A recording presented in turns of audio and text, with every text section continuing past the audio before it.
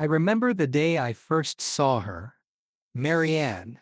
She appeared as if from a painting, wearing a white sundress, a wide-brimmed hat, her golden hair tied up messily, yet elegantly.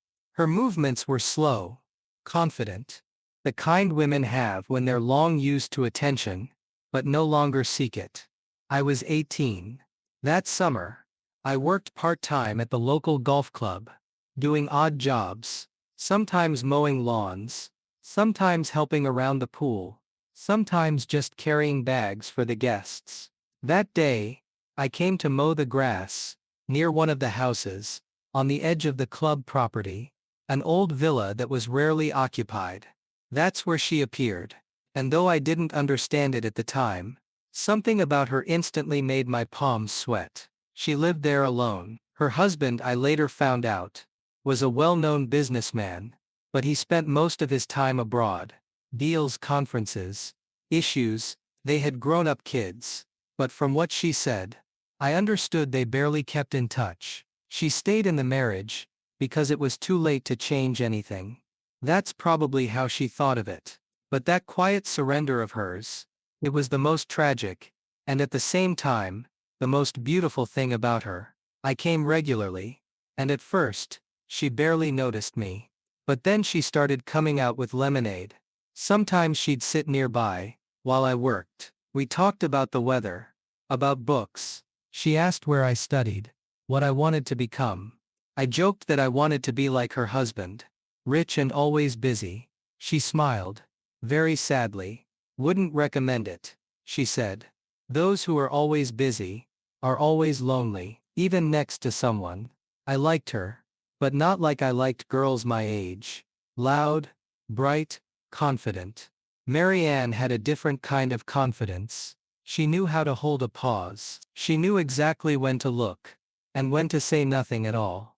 One particularly hot day, I came to mow the lawn, and she opened the door in a thin silk robe that barely hung on her shoulders. Her hair was wet, drops of water still glistening on her neck. She had just come out of the shower. I looked away, and she laughed, low and soft. "You're blushing," she said. I tried to joke it off, and then she added, "You're cute when you don't know where to put your hands." That day I worked like a man possessed. I wanted to forget her voice, but I couldn't stop thinking about her words, her smile, and the way she looked at me, not like a boy, but like a man. And for the first time in many days, I thought, what if she sees more in me? When I finished, she called me to the terrace. "Have some wine with me," she said. "It's too hot today to be reasonable." I hesitated. I wasn't allowed to drink. I was on the job. But her eyes said, "This isn't a command. It's an invitation." So I agreed.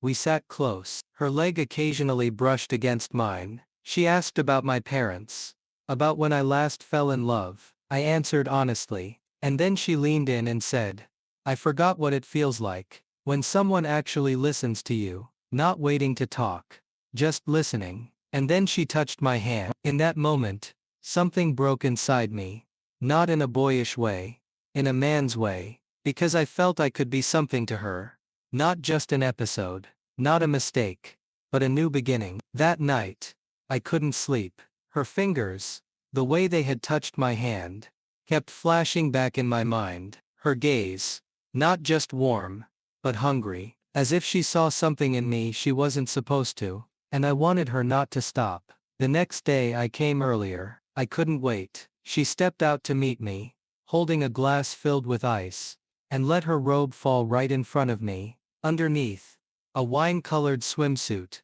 cut daringly short. She didn't apologize. She just turned, walked to the pool, and dipped her feet into the water. "Hot today, isn't it?" she said. I nodded. "You can undress. It's just us here. I don't bite, unless asked." She smiled, and I knew she was playing, but it was a game I wanted to play. I sat nearby. We talked about nothing in particular, but every word she said felt like a suggestion. Her movements, too slow, too deliberate. She knew I was watching, and she liked it. When I was about to leave, she walked me to the door, and just as I was about to thank her for the lemonade, She touched my face with her fingers, let them trace along my cheeks, as if she were reading something there. You've never kissed someone so deeply. You lost yourself in it, have you? She asked, leaning in. I didn't answer, and then she added, maybe it's time you did. And she kissed me, not quickly, slowly, deliberately. Her lips were soft, and her touch, unexpectedly tender. My heart pounded like a drum. I didn't know what to do with my hands. She took them and placed them on her waist. It's not a game, if we both want it, she whispered, brushing her lips against mine again. Her skin smelled like vanilla, and something wild, unfamiliar. Her body was warm, burning, and when she whispered something directly into my ear, her breath made me shiver. That day, we didn't go any further. She knew how to ignite desire, and leave it burning inside me. When I got home, my hands still remembered the shape of her, and I knew we'd crossed a line, and there was no going back. The next day, she was already waiting for me in the shade, wearing a sheer robe that hid nothing. Underneath, a nightgown, thin as smoke. She smiled and said, "Today I'm not letting you go so easily." She led me inside the house, where the air smelled like jasmine and wine, and when the door closed, it was just the two of us, surrounded by silence that pulsed between us. She embraced me. Her hands were steady, like a woman who knows exactly what she wants. She kissed me slowly, deeply, ran her fingers across my chest, whispering, "You're so young, I should be ashamed, but I don't want to stop." I wasn't scared. I felt good. I wanted her, all of her, every wrinkle near her eyes, the body that wasn't young anymore, but real, hungry for touch, and in her arms, I was no longer a boy. I was a man, for her, right now, here. We saw each other almost every day, and every time was different. In the mornings her fingers would glide across my back, tracing circles while I was still half asleep.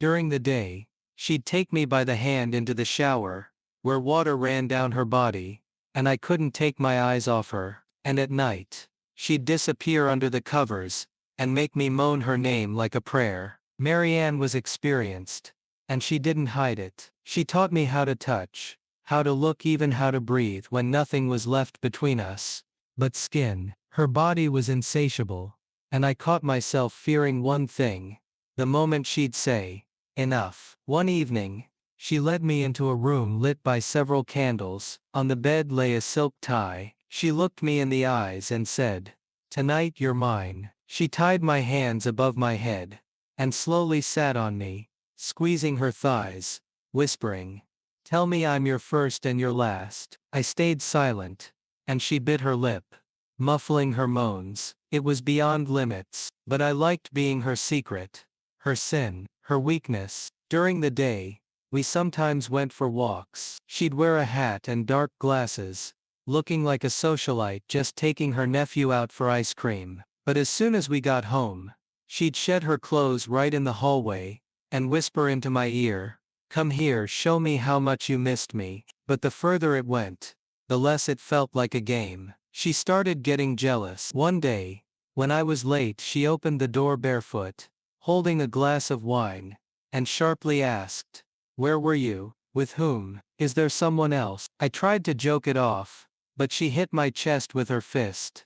Not hard, but I felt a pain that wasn't physical. There was a crack in her eyes. She wanted more. She wanted me all the time. She no longer hid that I had become her drug. "You don't understand," she said the next morning, lying on top of me. "My husband sees me twice a month, but you every day. You're my life now." I stayed silent, because I was getting tangled up in feelings myself. She was grown up, married, crazy, but her body, her kisses, her voice, I was under her spell, and worse, I liked it. Then she said, "I want you forever. If you can't live without me, say it, because I'm ready for anything." And I didn't know if that was a threat or a promise. I started to choke. From her body, from the scent of her perfume, from her fingers on my neck, from the way she whispered, "I'll do anything to make sure you're only mine." This was no longer about love. It was possession. I noticed how she looked at my phone when she thought I wasn't watching. How she asked who was texting me. How one day she found a photo of me hugging a girl at a party before she even met me, and just tore it up without saying a word. Her jealousy became silent, but there was no escaping it. One morning she said, "I can't go back to that life, to my husband, to dinners in silence, to a bed where I lie alone. Don't make me go back." She wanted me to stay with her. Completely, forever. She talked about some apartment in another city, about a new life, about money she would make available if I just say one word. But I knew, if I agreed, I would lose myself. I was already starting to lose myself. I stopped seeing friends, didn't answer calls, avoided my family. I lived in her shadow, in her scent, in her bed. One day, I dared to say, "I need to take a break. Just to think." At first she was silent, then she just got up from the bed, walked to the window, and said, "Fine. Think. But know this. I don't forgive running away." That same evening, I packed my things. She wasn't home. I left a note. "You changed me. But I can't be your slave. Forgive me." I left, and within an hour, she was calling. Dozens of times. Messages. "I'll forgive everything. Just come back. Then you'll regret this." Then silence. A week passed. I didn't reach out, but I thought about her every day. Her body, her lips, how she laughed in the shower, how she cried at night, holding my hand. Until I saw her car near my dorm. She stood by the door, wearing a long coat, with that same red lipstick I adored. "I couldn't breathe without you," she said. "You're mine. Forever. Or no one's." And I took a step back, because in her eyes there was no love anymore. Only madness. After Marianne and I met again, everything changed. It was no longer romance. It was addiction. She came every day. Sometimes she just sat in her car across from my dorm. Sometimes I'd wake up and find her scarf hanging on my door handle. Her perfume. Familiar silk. Like a reminder. Like a mark of ownership. One evening, I came home from work, and she was already in my room. I didn't ask how she got in. She was sitting on the bed in a white silk shirt. No underwear. Her eyes were wet. Red.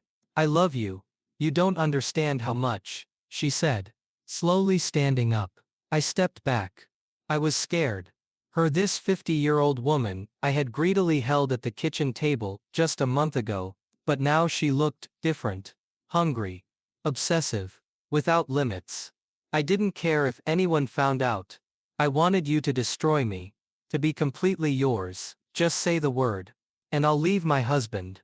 We'll run away. To hell with everything," she almost shouted, gripping my shirt tighter with every word. I tried to stop her, to explain this was no longer passion, it was dependence. But she grabbed my hand, and pressed it to her chest. "Do you feel it? This heart beats only for you." I broke free, asked her to leave. And when she walked out, she stopped at the door and whispered, "If you're not mine, you won't be anyone's."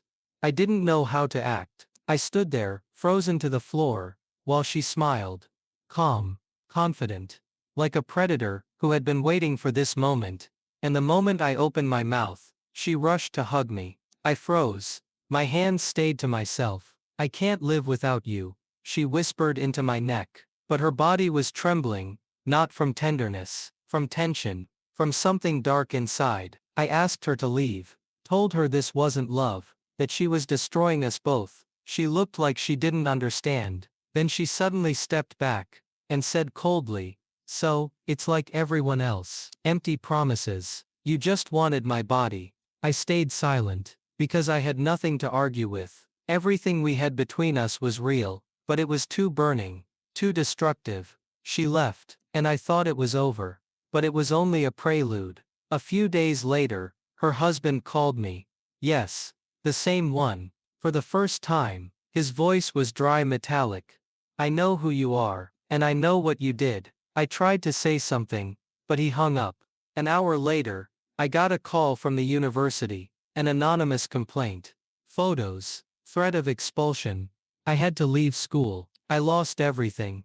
My job, friends, future. And only then did I realize that love can be poison if you take too much. The last message from Marianne came a year later, just one sentence. I remember every touch. I didn't reply. Now I live in another city. I work as a loader. I don't believe in love. I avoid beautiful women, over 30, but sometimes at night, when I lie alone in my room, I smell her perfume, and I know, she's somewhere close, in memory, in scars, inside me, because some stories don't end with the word, the end. Die Tempest.